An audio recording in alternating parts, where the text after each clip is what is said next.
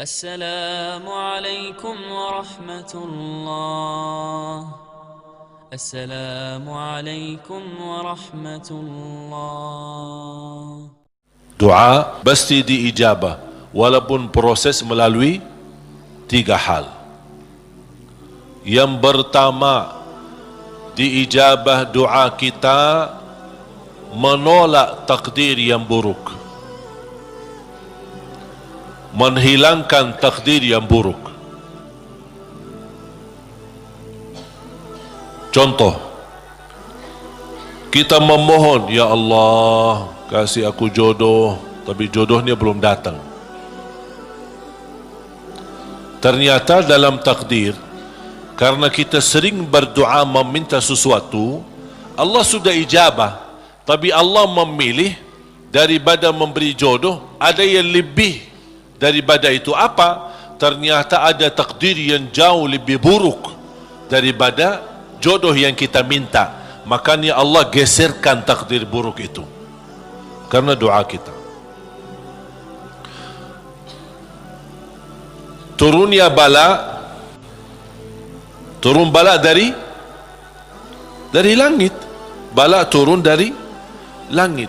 Doa naik dari bumi, dari kita. Pas di udara bertemu, bala sama doa berantem. Perkelahi antara doa sama bala. Yang kalah siapa? Bala. Dan doa naik. Artinya bala tidak jadi turun. Itu saking kuatnya dan berkahnya doa kita. Berarti doa pasti diijabah. Proses pertama, doa yang kita minta Allah belum ijabah secara langsung sesuai permintaan, tapi Allah menolak sebuah bala yang kita tidak tahu. Misal,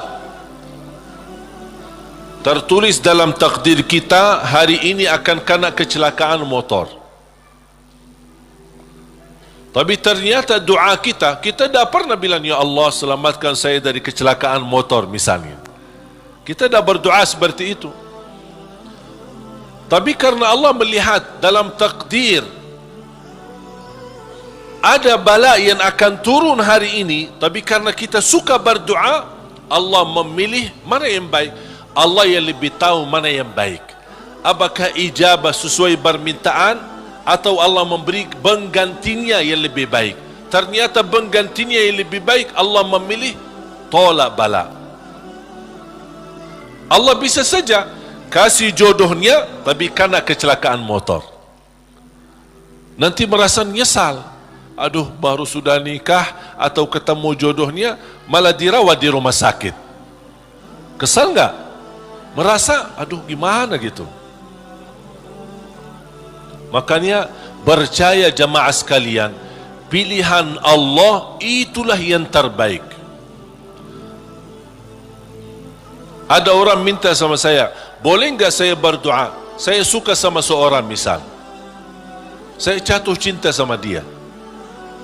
Boleh enggak saya berdoa, ya Allah aku minta dia, si fulanah itu, si ini. Boleh enggak saya berdoa seperti itu? Saya jawab apa?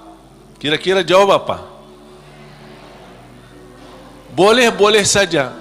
Tapi saya usulkan, serahkan aja kepada Allah. Dan apa?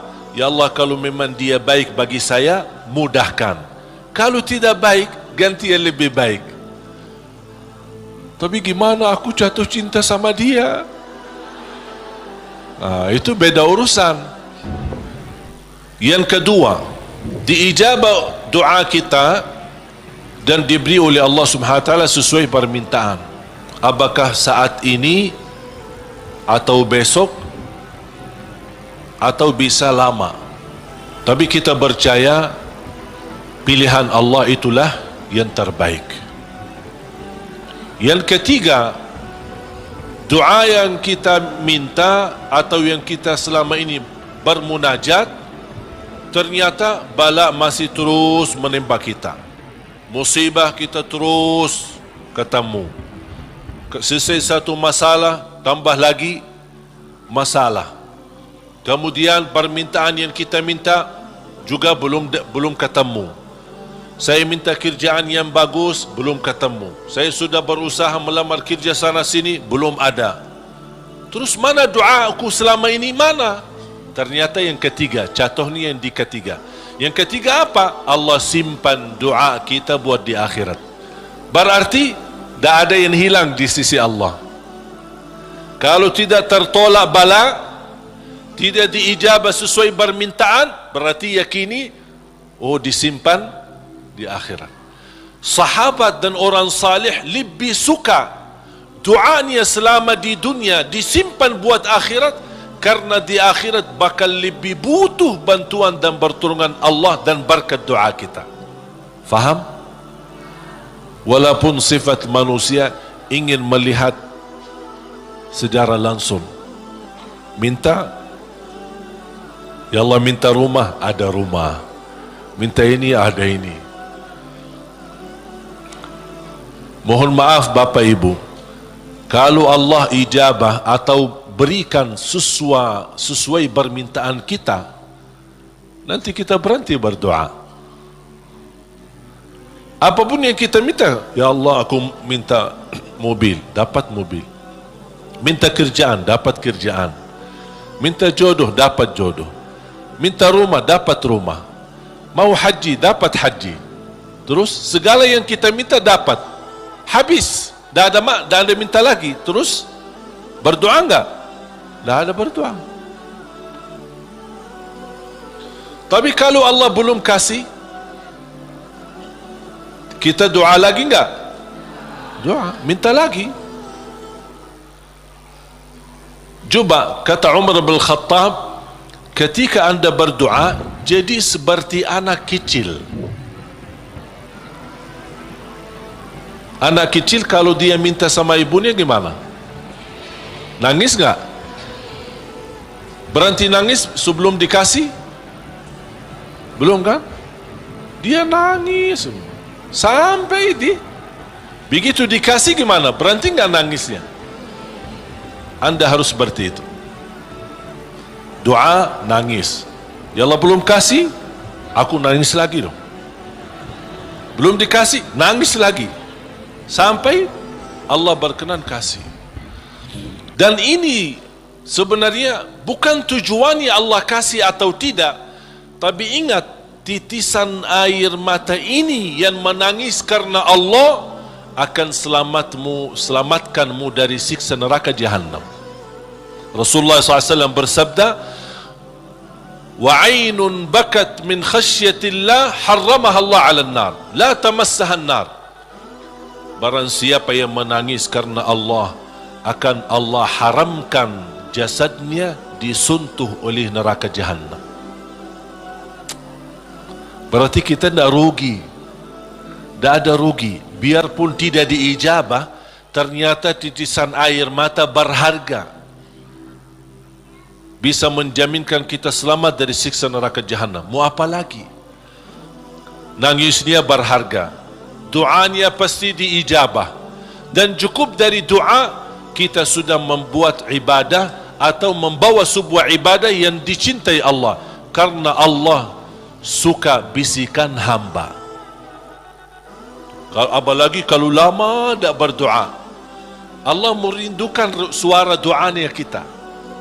Apalagi doa yang tulus dan ikhlas. Makanya kadang-kadang kalau kita tidak diberi doa atau tidak beri permintaan atau tidak beri permohonan kita, terus kita berdoa terus sampai diuji, sampai di macam-macam, sampai kita merasa sudah tertekan, tidak kuat.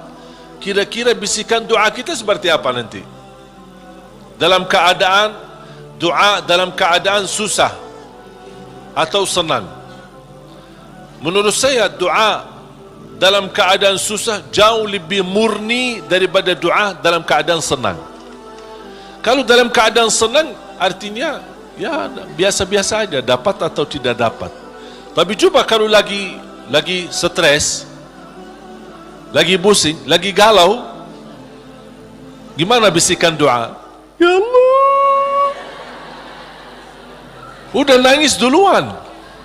Makanya itu subhanallah, saya mengambil kesimpulan dari doa, justru doa tanda Allah merindukan suara doa kita.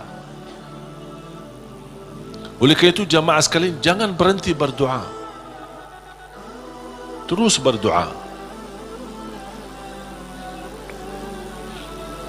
Nabi Yunus alaihi salam ketika tertahan di dalam perutnya ikan berlama-lama di bawah laut, dia tidak pernah berhenti dengan mengucapkan la ilaha illa anta subhanaka inni kuntu minadh zalimin. Kata Imam Ibnul Qayyim rahimahullah, barang siapa yang membaca doa ini dengan sepenuh keyakinan, pasti diijabah oleh Allah hajatnya. Karena Allah habis doa ini, apa kata Allah? Fastajabna lah, kami terima dan menijabah doanya. La ilaha illa anta subhanaka inni kuntu minadh zalimin. Oleh kerana itu kembali lagi, doa kita diijabah atau tidak? Saya bertanya, doa kita diijabah atau tidak? Diijabah. Yakin? Terus berdoa. Dalam keadaan apapun selalu kita berdoa. Apalagi dalam keadaan susah yang kita yakini tidak ada makhluk yang bisa menolong kita, tidak ada sesuatu yang bisa mengangkat segala musibah dan bala yang kita hadapi, hanya Allah subhanahu wa ta'ala. Apalagi dalam sujud, sempatkan dalam sujud. Karena Rasulullah SAW bersabda, aqrabu ma yakunu al-abdu ila rabbi wa huwa sajid. Hamba ketika dalam keadaan sujud, posisinya sangat dekat kepada Allah. Makanya di akhir hadis Rasulullah SAW bersabda, fa'akthiru minad du'a, barbanyalah doa. Bisa menikmati doa insyaAllah mulai hari ini. Doa menurut saya sesuatu hubungan yang sangat indah sama Allah. Apalagi kalau bisa berdoa dengan cara curhat. Bisa enggak curhat sama Allah? Kalau lagi galau suka curhat enggak? Sering saya terima, Ustaz boleh curhat enggak? Terus saya bilang apa ya? Boleh atau tidak? Saya bertanya, sudah curhat sama Allah belum? Dia bilang belum. Mau sama Ustaz dulu katanya. Ada saja. Belajar bagaimana bisa curhat. Sungguh kalau kita sudah biasa curhat sama Allah, tidak bakal curhat sama manusia. Jadi ketika berdoa, jangan hanya minta, ya Allah tolonglah, tolonglah ya Allah, ampunilah. Jangan hanya suka minta, cerita. Bisa enggak anda cerita? Allah kan lebih tahu. Allah tahu segala sesuatu. Tapi salah apa kalau saya cerita apa yang terjadi hari ini? Ya Allah, aku sudah niat baik, niat tulus, dan saya pergi ke sana malah seperti ini, dicaci maki, dihina, malah dianggap dan suuzzan, apa buruk sangka. Habis gimana ya Allah? Cerita, curhat, seperti meminta solusi dari Allah Subhanahu wa taala. Kalau belum merasa ada jalan, wallahi akan merasa nikmat. Cukup anda bisa nikmat bersama Allah Subhanahu wa taala. Sebagaimana Nabi Yaqub ketika kehilangan anaknya, ada dia berkata apa? Qala innama ashku bathi wa huzni ila Allah. Aku hanya mampu curhat kepada Allah Subhanahu wa taala. Aku ingin cerita, padahal Allah tahu apa yang terjadi, tapi dia ingin cerita lagi sama Allah Subhanahu wa taala. Ungkapkan cerita ini kepada Allah, itu sudah merasa diri dan membuat hati kita tenang.